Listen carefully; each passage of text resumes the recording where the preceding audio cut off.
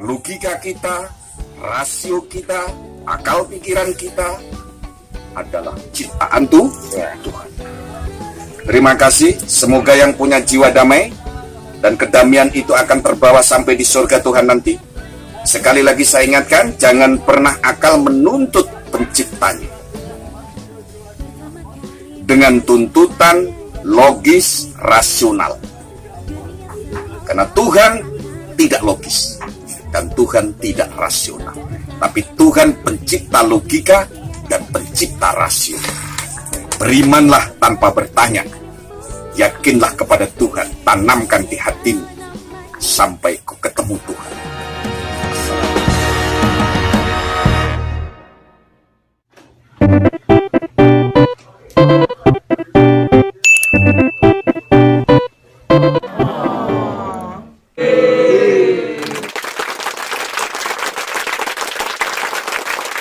Assalamualaikum warahmatullahi wabarakatuh.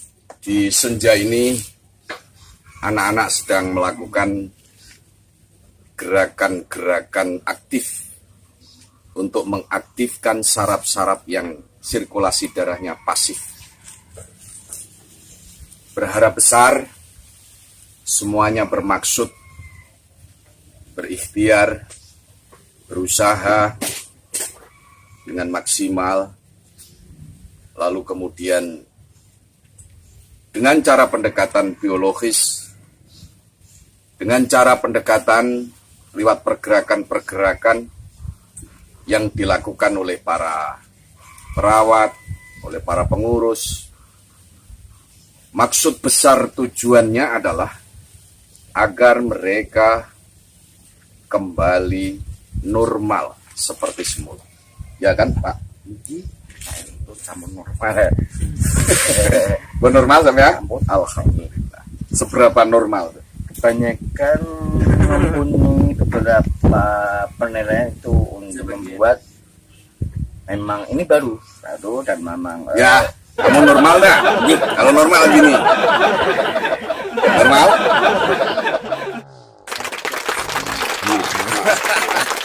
RS Maunatul Mubarak sehat kuat.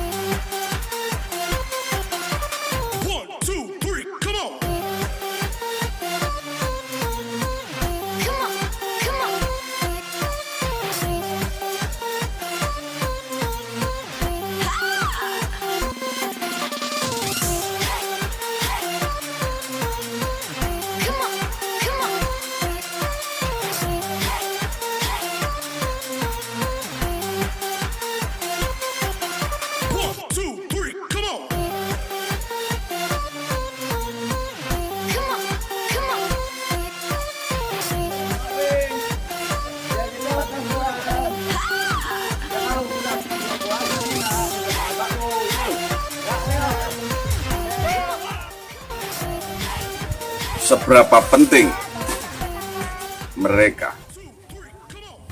Apapun kata orang,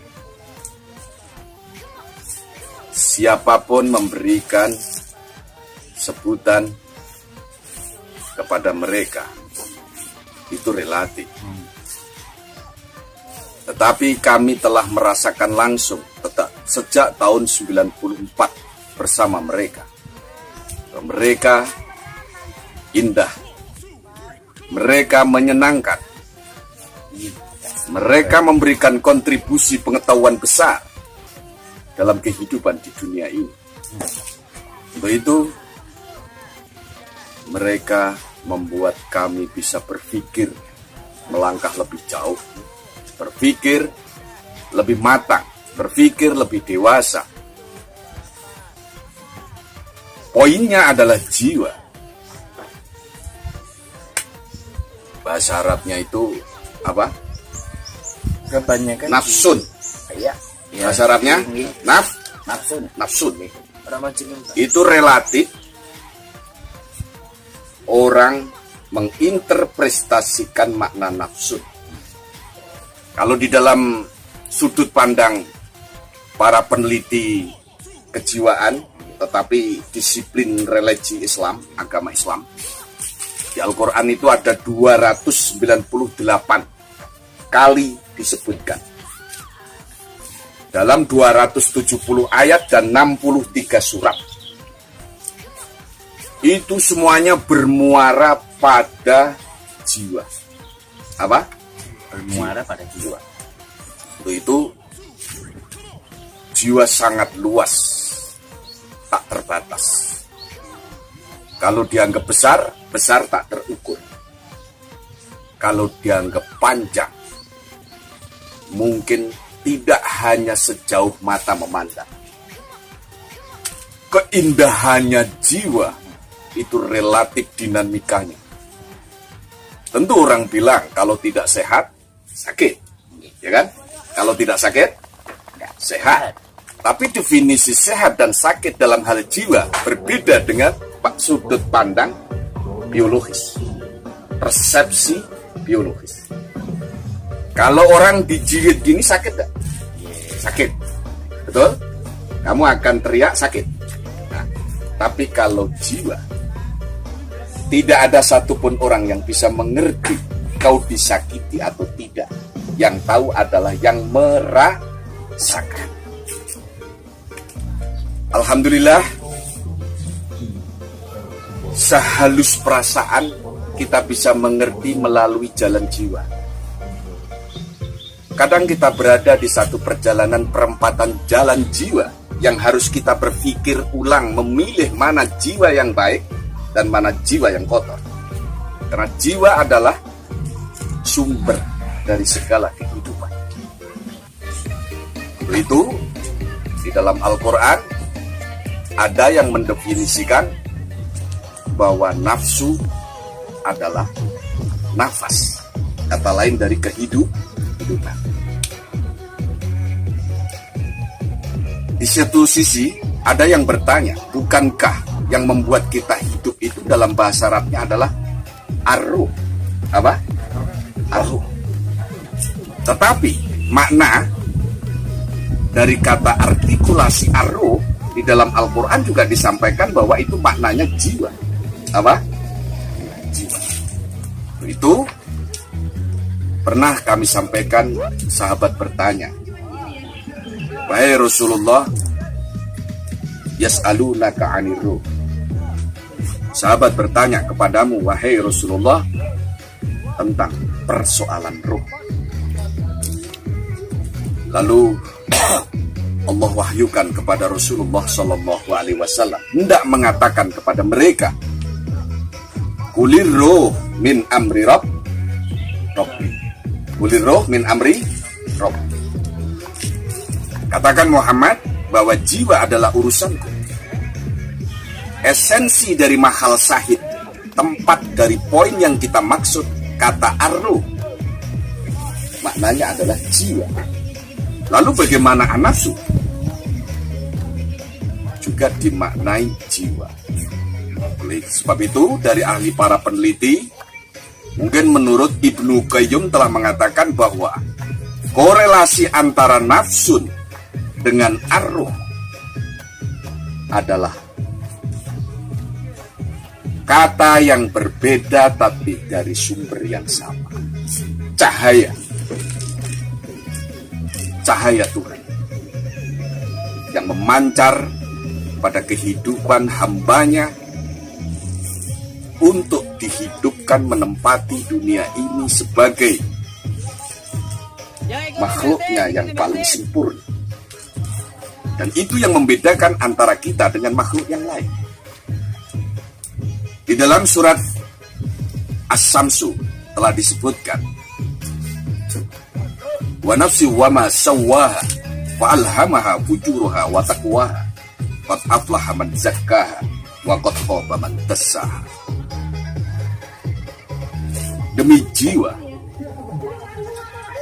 dan sesuatu yang telah menyempurnakannya, Maka relatif jiwa diilhami dengan satu perbuatan yang baik, berarti takwa. Atau diilhami dengan satu perbuatan yang kotor, berarti dasar.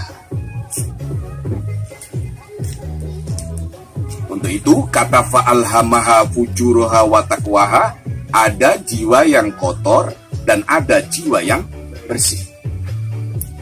Fujur itu artinya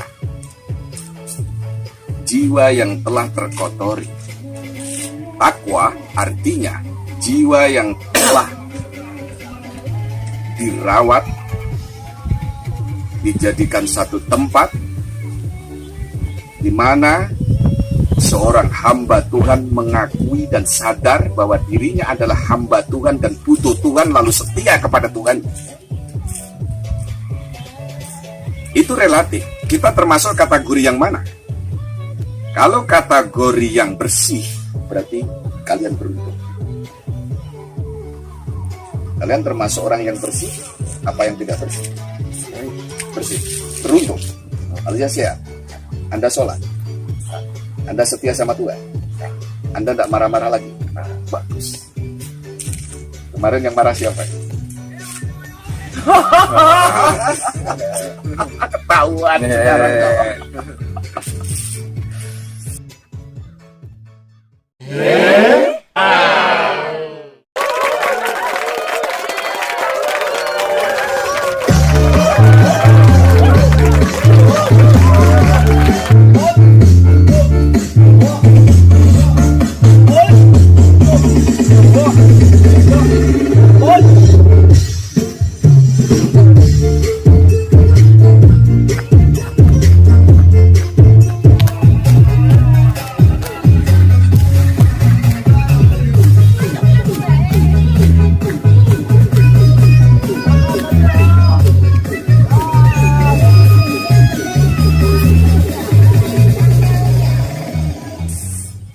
Benar-benar telah beruntung orang yang mau berusaha, berikhtiar dengan semangat usaha mensucikan jiwa. Artinya tidak boleh marah. Kamu tidak marah kan? Sekarang tidak marah, kamu sudah sehat, tidak lagi orang dibilang kamu sakit. Yang kedua, tidak lagi kamu membantah tentang perintah Tuhan. Kalau disuruh sholat, sholat. Disuruh zikir, mengingat Tuhan. Disuruh mengingat melawan orang tua, cinta kasih sesama. Kalau begitu, mana jempolnya?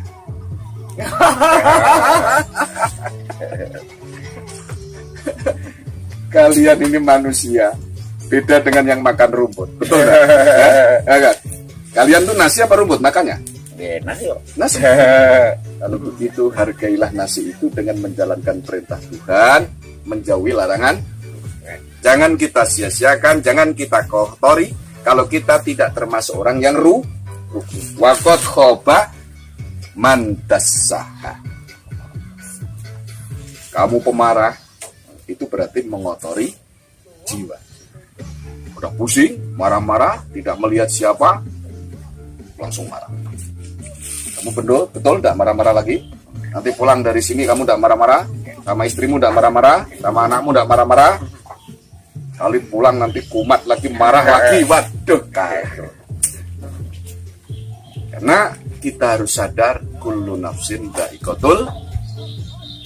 Setiap sesuatu yang bernapas, berjiwa, pasti akan merasakan mati. Dan mati itu bukan mati.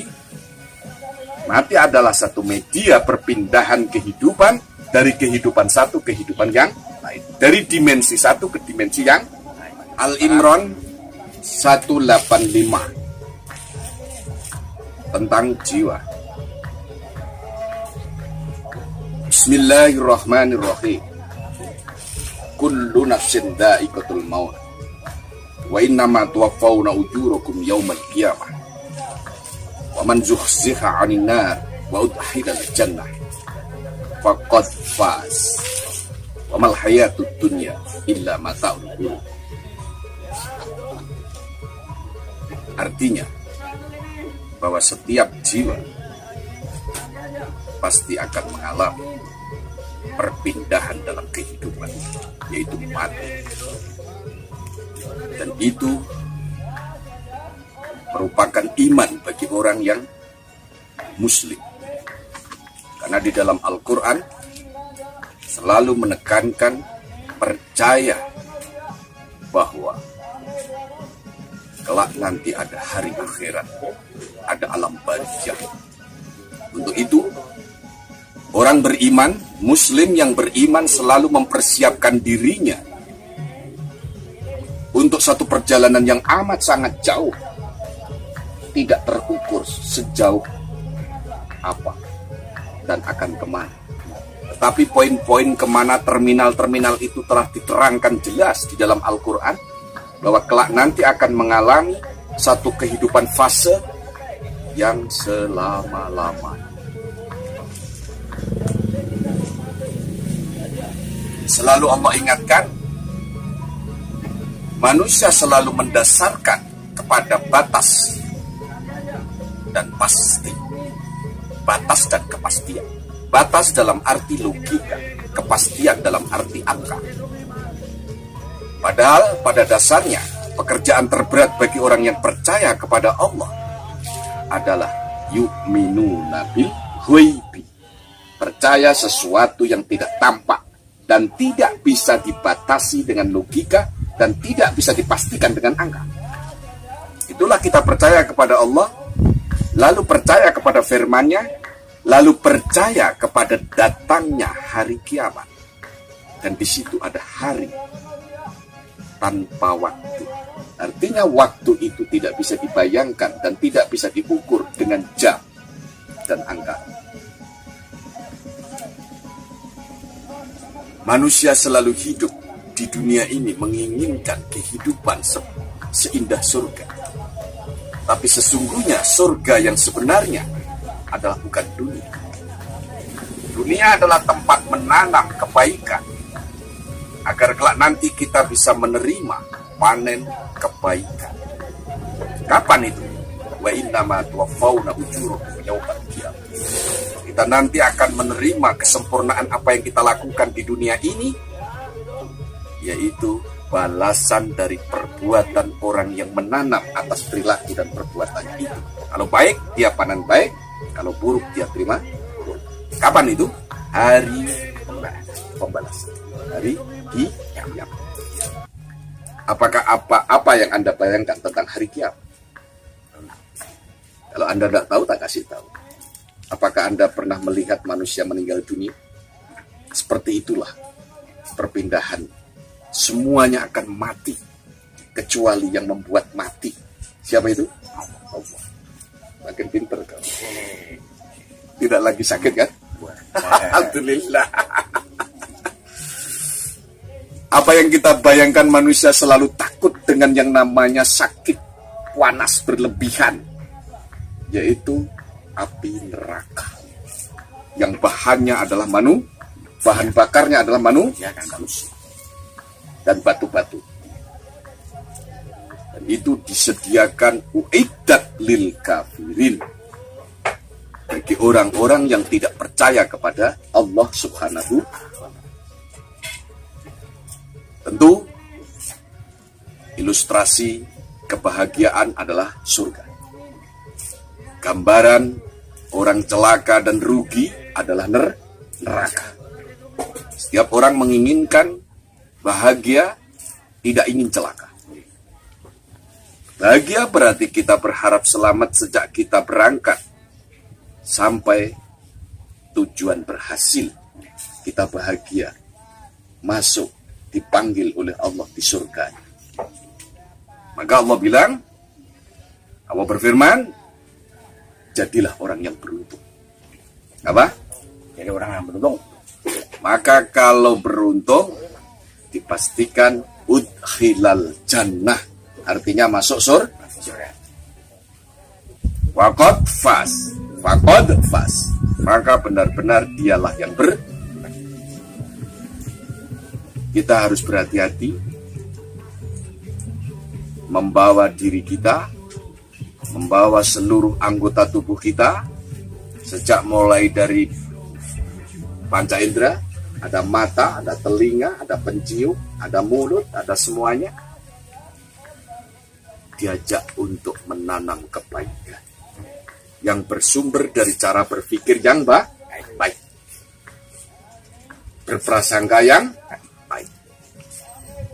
Karena wamal hayatud dunya illa mataul ghurur. Tidak ada kehidupan dunia ini, hanya kehidupan yang bersifat penipuan. Bersifat penipuan. Definisi penipuan artinya orang yang tidak lagi mempercayai Tuhan. Ukurannya. Apalagi tidak percaya kepada Allah Subhanahu wa Ta'ala. Apalagi membuat saingan bahwa ada Tuhan selain Allah. Disitulah jiwa akan meronta. Lalu dia bertanya-tanya, lalu versus atau berkompetisi dengan logikanya. Mencari Tuhan diukur dengan logika. Tuhan diukur dengan logika. Supaya Tuhan masuk akal. Padahal akal yang membuat Tuhan. Jadi Tuhan disuruh masuk akal. Itu lucu kan? Orang beriman tidak pernah menuntut Tuhan disuruh masuk akal. Karena akal yang membuat Tuhan. Ilahi anta maksudi. Waridullah. Waridul kamantu. Ya Allah, ya Tuhanku, Engkaulah tujuanku. Hanya ridhomu yang aku cari. Untuk itu, logika siapapun, kami peringatkan yang punya jiwa, jangan pernah menuntut Tuhan harus masuk akal. Karena akal haruslah yang tunduk kepada Tuhan. Sadarlah wahai akal dan jiwa, bahwa kau adalah makhluk Tuhan. Karena kau diciptakan untuk berbakti, setia, menjalankan perintahnya, menjauhi larangannya. Lalu kau ingkar padanya, lalu mendapat satu kerugian yang besar. Logikanya tidak akan rasional.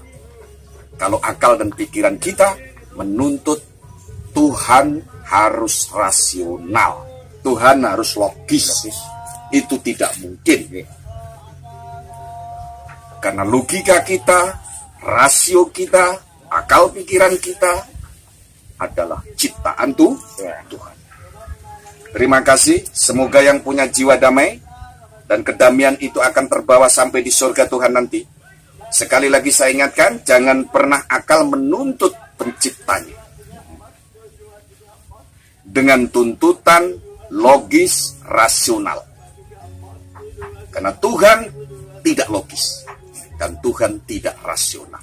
Tapi Tuhan pencipta logika dan pencipta rasio. Berimanlah tanpa bertanya.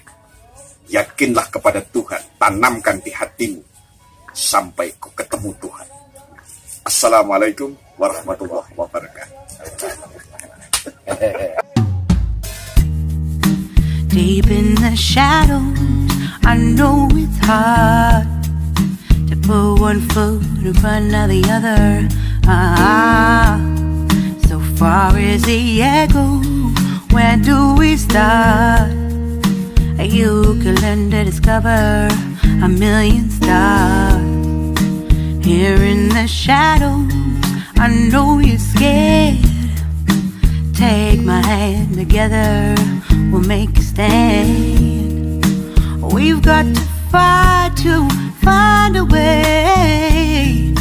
Dare to fall to find out what to say. No more hate. Just admit that you're just afraid.